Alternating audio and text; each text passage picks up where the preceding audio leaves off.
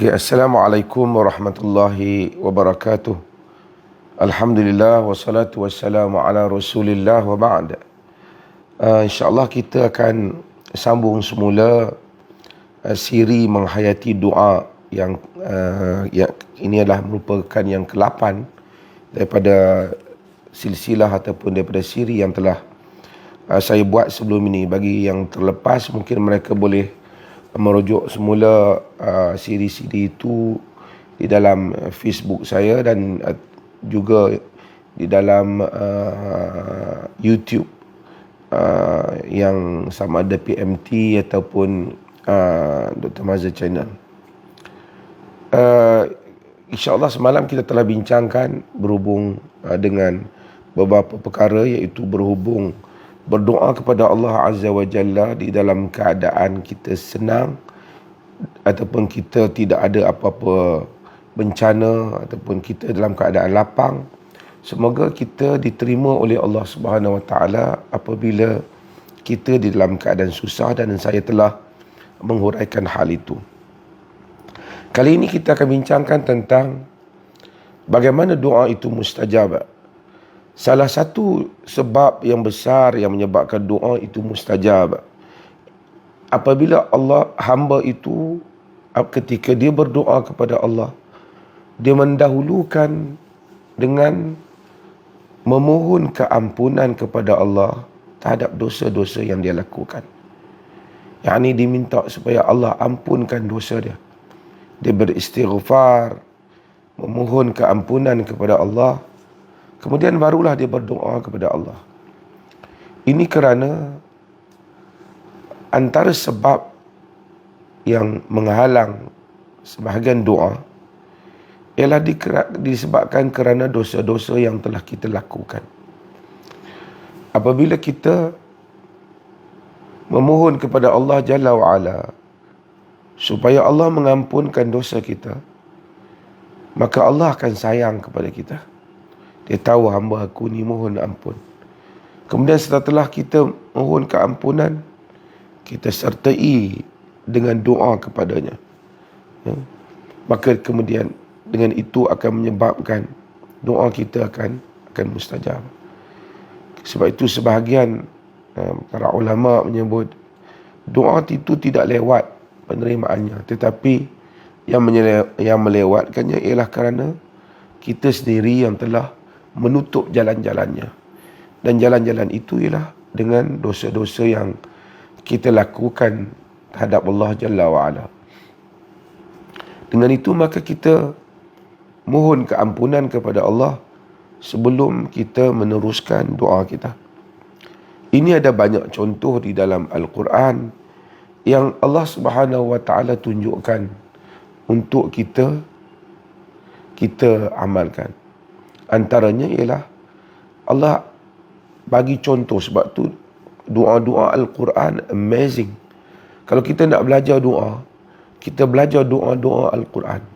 Kan doa-doa Al-Quran yang telah sama ada yang Allah ajar kita untuk berdoa, ataupun ayat yang Allah ceritakan hamba-hambanya yang saleh, sama ada di kalangan para nabi ataupun salihin yang lain yang telah berdoa.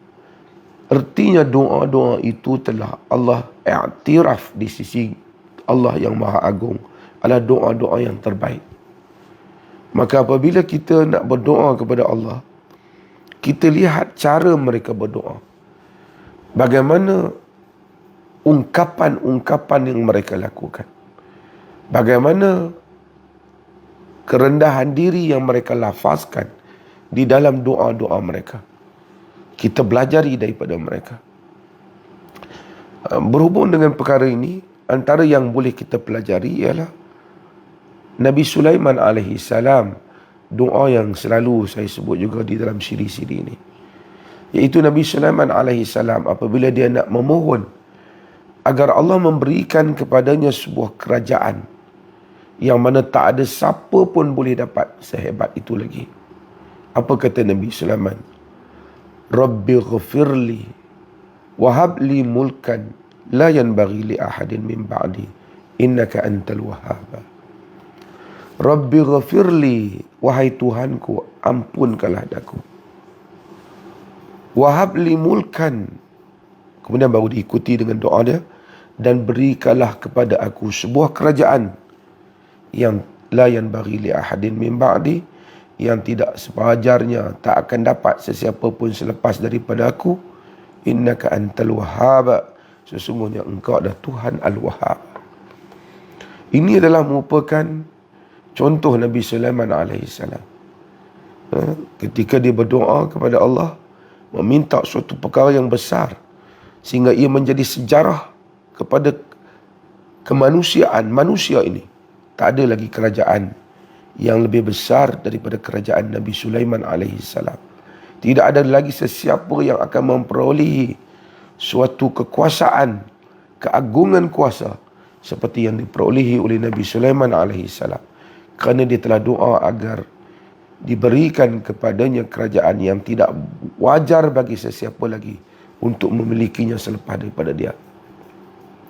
Tapi Nabi Sulaiman alaihissalam ketika doa, sebelum nak mulakan doa tu, dia kata, Rabbi ghafirli, wahai Tuhanku, ampunilah daku. Dia memohon agar Allah mengampunkan dia, kemudian diikuti dengan doa. Nabi Musa alaihissalam, tengok kerana kaum dia dan seumpamanya. Dia dan Nabi Harun alaihissalam, dia memohon agar Allah memasukkan dia dan saudaranya Harun ke dalam rahmat Allah. Apa Nabi Musa kata ketika nak doa? Rabbi ghafirli wa li akhi wa adkhilna fi rahmatika wa anta arhamar rahimin. Rabbi ghafirli, wahai Tuhanku, ampunlah aku. Wa li akhi, dan ampunkanlah juga saudaraku. Kemudian baru diikuti wa adkhilna fi rahmatik, dan masukkanlah kami ke dalam rahmat engkau. Wa anta arhamur rahimin, engkau adalah yang paling pengasih di kalangan yang pengasih. Ini adalah contoh doa, di mana bila nak doa, minta ampun dulu. Artinya kalau kita nak minta kepada Allah sesuatu, rezeki, kita kata, Ya Allah, ampunlah dosaku, kelemahan diriku, dosa-dosa yang kulakukan, berilah padaku rezeki. Contohnya, ini adalah merupakan petunjuk ataupun teladan yang kita dapati daripada ungkapan-ungkapan para anbiya alaihimussalatu wassalam di dalam doa mereka. Sebab itu, kalau kita baca Sayyidul Istighfar, penghulu kepada segala istighfar, yang mana apabila seorang hamba mengungkap dengannya dalam keadaan yakin, Allah Subhanahu wa taala memasukkan dia dalam syurga, yakni dia diampunkan dosa. Apa dia ungkapan dalam Sayyidul Istighfar itu sehingga Allah sayang kepada, Allah ampun kepada orang yang meminta keampunan Allah dalam Sayyidul Istighfar? Iaitulah, kalau kita lihat, ialah periktirafan terhadap dosa sebelum memohon kepada Allah. Nabi SAW sebut di dalam hadis Sayyidul Istighfar yang diriwayatkan oleh Al-Imam Al-Bukhari, Nabi SAW menyatakan, Sayyidul Istighfar an taqula Allahumma anta rabbi la ilaha illa anta khalaqtani wa ana abduka wa ana ala ahdika wa ahdika mastata'tu a'udzu bika min syarri ma sana'tu abu'u laka bi ni'matika alayya wa abu'u bi dhanbi faghfir li fa innahu la yaghfiru dhunuba illa anta. Sayyidul Istighfar, tuan, iaitu ketua, penghulu kepada segala istighfar. Antaqul, ialah apabila kamu menyatakan, Allahumma anta rabbi, Ya Allah, kaulah Tuhanku, la ilaha illa anta, tak ada ilah, tak ada yang diabdikan diri melainkan engkau. Khalaqtani, engkau telah menciptakan aku. Wa ana abduk, aku ni hambamu.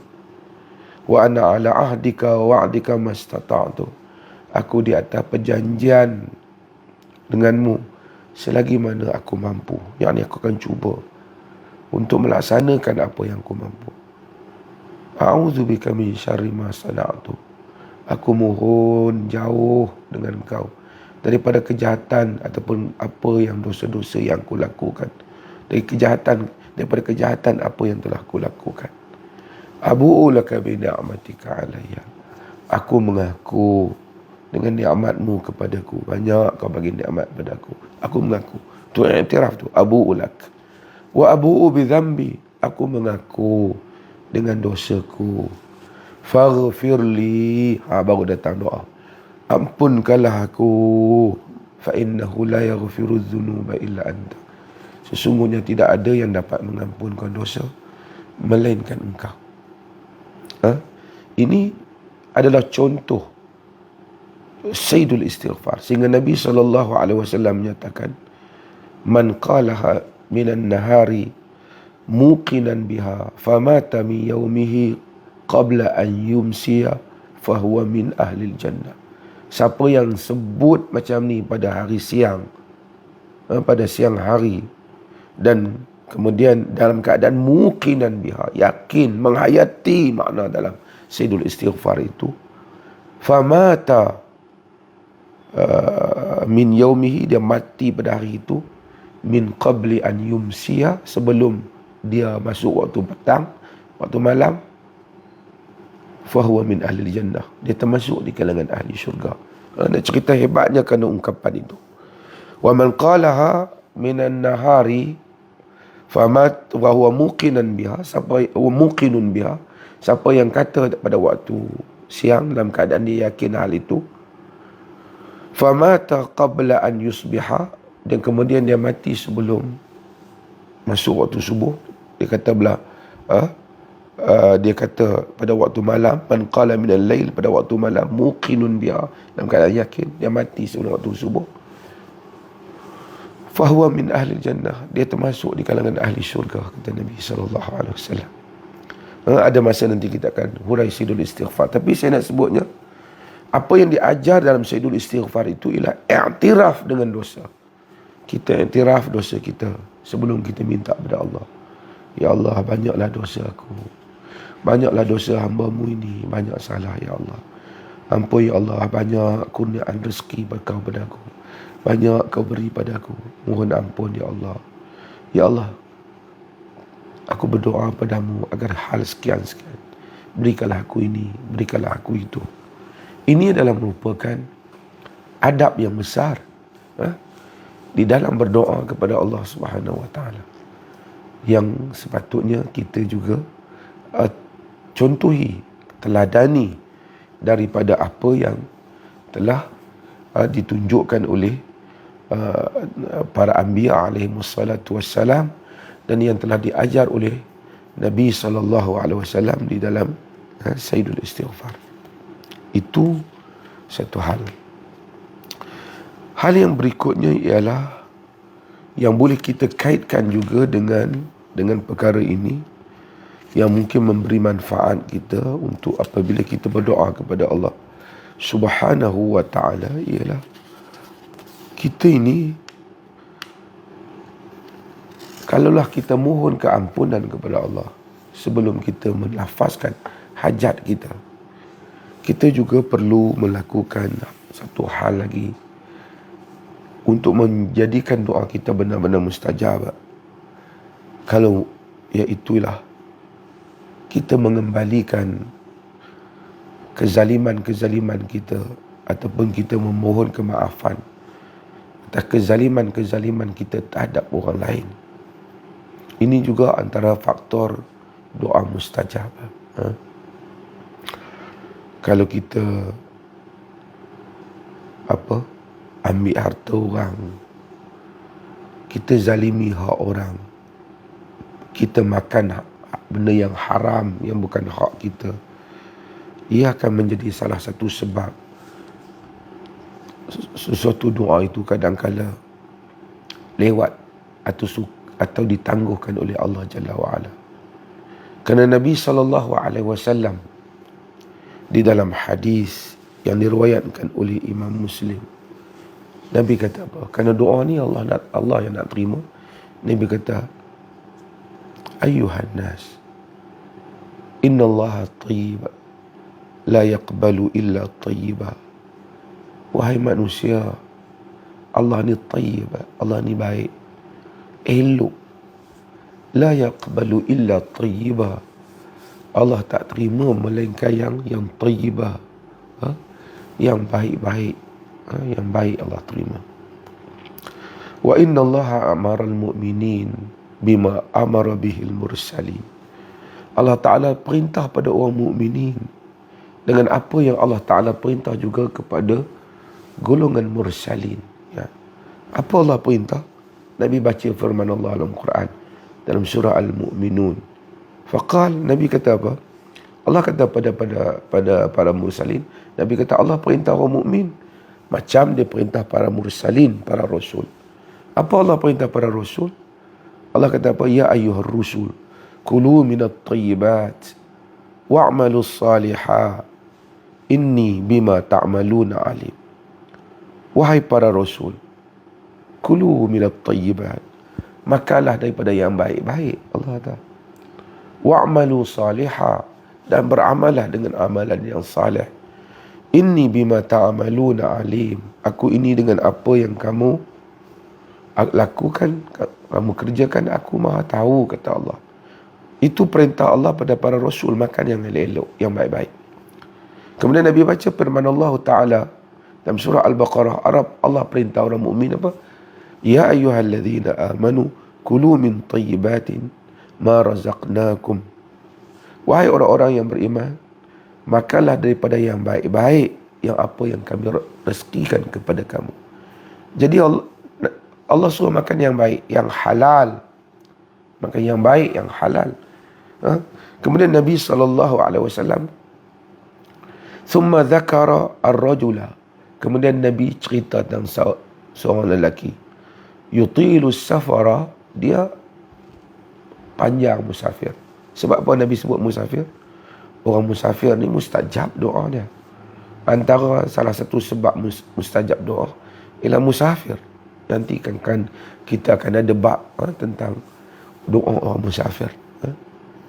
Thumma dzakara ar-rajula yutilu safar. Nabi kemudian sebut tentang seorang lelaki yang panjang pemusafiran. Nabi kata lama musafir itu enggak. Ash'atha wa aghbara, ash'atha aghbara, rambut dia kusut masai, dia pun dah berdebu. Maksudnya dalam keadaan, kalau kita tengok tu, dalam keadaan yang sangat pasrah lah pada Allah, susah lah. Kerana doa yang susah ni Allah Ta'ala mustajab. Musafir lama, diri pun sampai berkusut, rambut dah kusut, berdebu-debu dah badan dia, rambut dia, pakaian dia. Yamuddu yadaihi ila sama, kemudian dia angkat tangan ke langit. Ini semua ciri-ciri yang boleh menyebabkan doa mustajab. Dia angkatkan tangan ke langit. Ya Rabb, ya Rabb, wahai Tuhan, wahai Tuhan. Ya Rabb ni pun satu ungkapan yang Allah suka. Bukan sekali itu ulang, menunjukkan kita telah bahas sebelum ni bab ilhah, bab merintih dalam doa tu, merintihlah tu. Ya Rabb, ya Rabb, wahai Tuhan, wahai Tuhan, wahai Tuhanku, wahai Tuhanku, merintih. Tapi dia kurang kat mana Nabi kata? Nabi kata wa mat'amuhu haram, wa mashrubuhu haram, wa malbasuhu haram, wa ghudhiya bi haram, fa anna yustajabu lidzalik. Nabi kata cumanya makanan dia haram, minuman dia haram, pakai pakaian yang haram, tenggelam dia di dalam yang haram. Macam manalah itu akan diterima oleh Allah? Macam mana nak diterima? Maksudnya salah satu sebab doa itu tidak mustajab ataupun ditolak ataupun ditangguhkan. Macam saya sebut, doa ni sentiasa, pahala doa ni tetap ada. Allah simpan orang yang apa pun doa tu sebagai pahala kepada orang yang berdoa di sisi Allah di akhirat kelak. Apa yang tak diberi di dunia daripada doa dimunculkan pada akhir akhirat kelak. Apa yang tak diberikan macam mana yang kita minta diberikan melalui berbagai cara yang lain yang merupakan hajat kita, diselamatkan kita daripada kesusahan. Tapi kita tentu nak sebiji macam mana kita doa itu muncul di dalam hidup kita. Salah satu sebab ia tak muncul seperti yang kita minta itu, kata Nabi SAW dalam hadis ni, makanan haram, minuman haram, pakaian yang haram. Apa yang haram tu? Ambil harta orang, zalim kat orang, ambil harta pusaka adik-beradik umpamanya, tipu orang kerja, scammer, orang ambil duit orang bersenang-senang, kemudian zalimi orang lah macam tu. Tengok kereta mewah, baju mewah, makan mewah, tapi semua duit tipu orang. Duit semua tipu orang. Fa'anna yustajabu lidzalik. Macam mana akan diterima hal yang seperti itu? Sebab itu, apabila kita berdoa kepada Allah Jalla wa'ala, antara hal yang perlu kita lakukan ialah kita cuba pastikan kita tak berada dalam keadaan menzalimi orang dengan mengambil harta orang ketika kita berdoa. Kita kembalikan harta orang supaya Allah Subhanahu Wa Taala memustajabkan doa. Dalam hadis yang diriwayatkan oleh Al-Imam At-Tirmidzi, Nabi SAW menyebut, "Ma min dhanbin ajdaru an yu'ajjilallahu li sahibihi al-'uqubata fid dunya ma'a ma yaddakhiru lahu fil akhirah min al-baghi wa qati'atir rahim." Wa qati'atir rahim. Nabi kata tak ada lagi yang lebih wajar dari dosa yang mana Allah menyegerakan hukuman kepada tuan punya dosa itu di dunia, di samping apa yang Allah tunggu dia siapkan, simpan azab dia untuk di akhirat, lebih daripada al-baghi wa qati'atur rahim, lebih daripada menzalimi orang lain dan memutuskan silaturahim. Dan ini adalah yang disebut oleh Nabi SAW. Sebab itu menzalimi orang penyebab, salah satu sebab doa tak dimustajab. Macam sebagian orang tipu orang banyak waktu pergi umrah, doa di umrah supaya mustajab doa dia. Kemudian dia bertanya, kenapa doa dia tak muncul seperti mana yang dia minta. Dia lupa dia tipu orang, harta orang, tipu harta pusaka kaum keluarga, tipu orang dalam perniagaan, bohong orang, lain yang kualiti barang, lain yang dia bagi tahu umpamanya, macam-macam ni. Ambil benda yang bukan hak dia. Kesemuanya hal ini menghalang doa hamba. Salah satu sebab lah yang menghalang doa untuk dimustajabkan oleh Allah segera kepada hamba itu apabila dia berdoa. Mudah-mudahan kita juga berusaha dalam hidup kita ini menghindari hal-hal yang seperti ini. Jika ada orang yang telah kita zalimi hartanya, kita kembalikan harta kepadanya. Jika ada hak yang kita ambil, kita kembalikan. Jika ada orang yang kita zalimi, kita cari dia tak jumpa, nak kepulangkan, kita sedekahkan harta itu. Niat itu adalah harta dia yang kita sedekah, pahala balik kepada dia. Kerana kita cari dia tak jumpa. Mungkin dah 4-5 tahun dulu, tak tahu dia ke mana dah. Dia meninggal. Kita pun tak tahu nak balik keluarga dia, kita nak bagi balik pun kita tak kenal siapa. Dan hal-hal yang seperti ini semua boleh menyebabkan apabila kita lakukan, Allah tahu kita takutkan kepada dia. Allah tahu, Maha tahu kita ingin mengembalikan balik hak orang lain. Mudah-mudahan dengan kita lakukan hal-hal yang seperti itu, Allah Subhanahu wa taala memustajabkan doa kita dan menerima balik apa yang telah tersangkut daripada apa yang kita pohon kepada Allah Jalla wa'ala. Mudah-mudahan Allah mustajabkan doa kita, insya-Allah. Kita diberikan lidah dan suara yang sentiasa didengari oleh Allah Jalla wa'ala. Setiap kali kita sebut Ya Rabb, Ya Allah, ketika sujud, di dalam salat, sebelum memberi salam, ketika kita bersendirian, ataupun ketika kita berjalan, kita tidur, kita ingat untuk berdoa.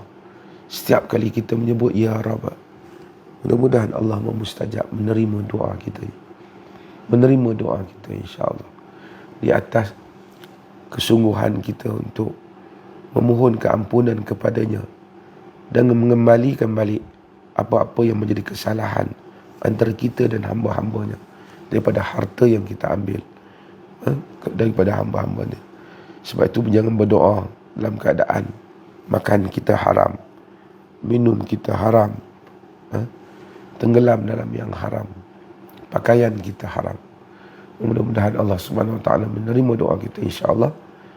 Insya-Allah kita akan sambung siri kita ini pada besok hari Jumaat, insya-Allah, jika diizinkan oleh Allah, sambung siri yang ke-9 besok.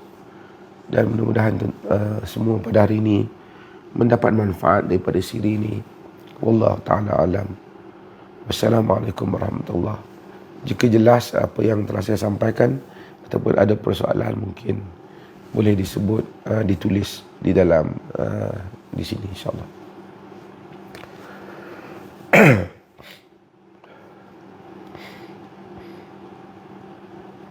Saya suara tak pulih sepenuhnya lagi. Malam ni insya-Allah seperti biasa ada kuliah saya, kuliah Bulughul Maram di Masjid Alwi selepas maghrib. Dan insya-Allah mudah-mudahan semua dapat ikuti kuliah itu. Selepas maghrib boleh ikuti live di Facebook ni juga, insya-Allah.